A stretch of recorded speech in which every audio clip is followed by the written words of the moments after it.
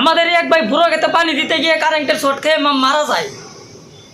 তো উনির ভিডিওটা আপনারা দেখে যান। না কারেন্ট নেই তো দেখো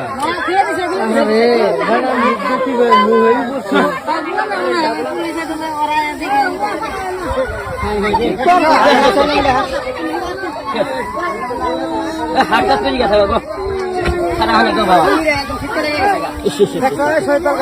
না না